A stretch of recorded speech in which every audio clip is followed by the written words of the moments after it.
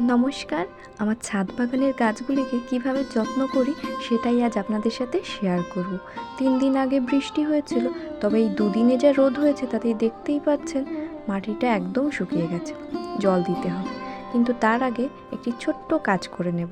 এই মাটিটাকে একটু খুঁড়ে নেব, আর মাটির যে বড় চাকাগুলো থাকবে হাত দিয়ে গুঁড়ো করে নেব।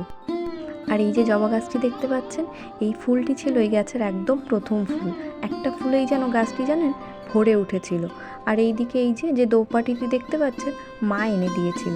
ক্যামেরাতে রঙটি ঠিক কতটা বোঝা যাচ্ছে জানি না, তবে রঙটি কিন্তু ভারী সুন্দর। এদিকে আমার সব গাছগুলিতে ভালোভাবে মাটি খুঁড়ে নেওয়া হয়ে গেছে। এদিকে এই যে দেখতে পাচ্ছেন, 1 সপ্তাহ আগে খোল ভিজিয়ে রেখেছিলাম, একদম নর্মাল জলের সাথে এবার সেটা মিশিয়ে নেব। তারপর সব গাছগুলোতে দিয়ে দেবো। মাসে একবার করে এই কাজটি আমি করি, খুব ভালো রেজাল্ট পাই জানেন। আপনারাও কিন্তু করে দেখতে পারেন।